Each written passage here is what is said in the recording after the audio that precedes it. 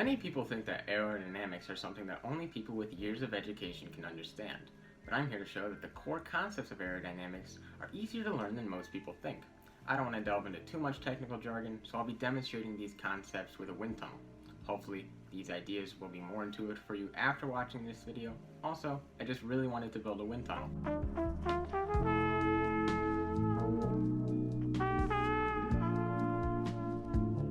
You've probably seen or heard about the four forces that act on an object during its flight: thrust, drag, weight, and lift.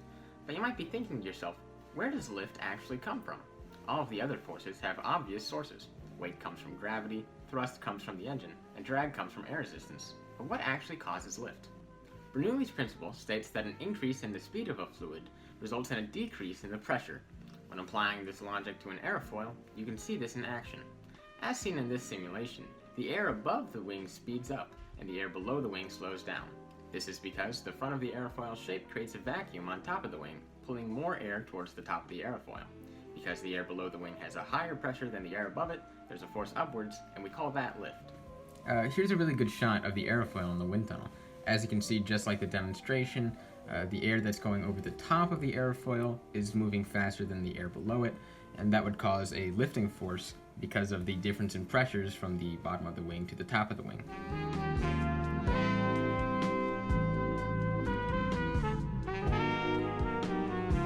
Before I go any further, I want to clarify a distinction between two types of flow that a fluid can have: laminar and turbulent. Laminar flow exists when there's no cross currents, eddies, or swirls in the fluid. Turbulent flow, as you can probably guess, exists when there are cross currents and eddies present. Simulating laminar flow is usually much easier than simulating turbulent flow due to the random nature of turbulence. Simply, laminar flow is smooth, turbulent flow is rough. The wind tunnel shown in this video uses laminar flow and demonstrates how an object would behave while moving through the air, while it's still or nearly still.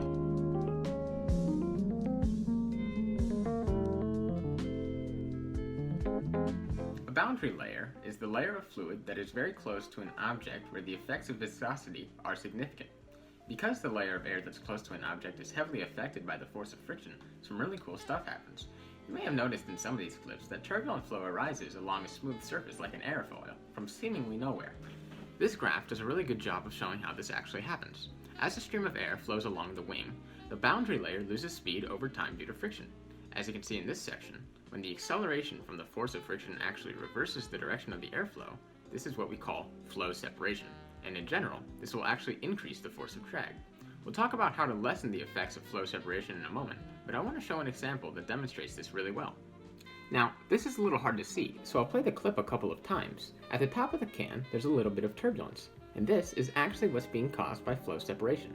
Just like in the graph, when the boundary layer's speed is slowed down by the force of friction to the point where it's reversed, a small pocket of turbulence occurs.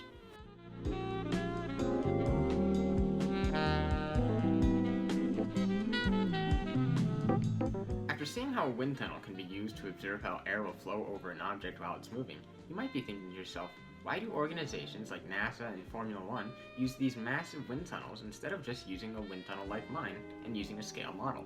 The short answer is that they do use scale models, but not with my wind tunnel. This is because of something called a Reynolds number.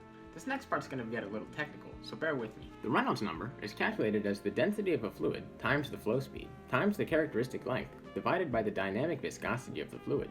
Now in my wind tunnel, I can't change the pressure or temperature on command, so changing the density of the fluid and its dynamic viscosity is out of the question. For two models to be comparable, the Reynolds numbers needs to be the same. Using a little bit of algebra, we can see that if we want to make the characteristic length, or in other terms, the size, go down, we have to increase the flow speed.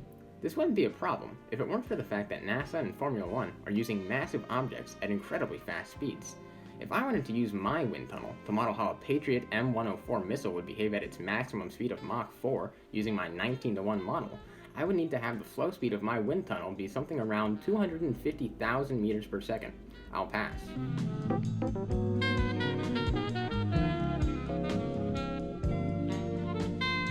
Now, this is actually something I noticed while editing footage, but it's probably the coolest thing I've seen with the wind tunnel so far. Remember how I told you I would show you how to diminish the effects of flow separation? Well, here it is. Vortex generators are a way to use turbulence to your advantage, to mix high energy, free stream air with low energy air near the boundary layer to prevent it from slowing down to the point where it reverses direction and causes flow separation. They're actually so effective at reducing drag that bobsled and cycling organizations have banned the use of them on helmets. They also just look super cool, so I'm just going to show some footage of it now. Now, I've looked over this footage about 20 times now, and I have no idea how this is happening. Usually vortex generators are small protrusions that are specifically designed to induce a vortex, but this is just an aerofoil. I have no idea what's going on here, or how it's happening. I just have no answers. But it's super cool to look at, and it's probably some of the best footage I've captured with the wind tunnel so far. So, those are some of the core concepts of aerodynamics. I hope you learned something throughout this video. I learned a lot making it. I had a lot of fun making it. Now I have a wind tunnel, so that's really cool. That's really all I have to say. Thanks for watching the video. Have a good one.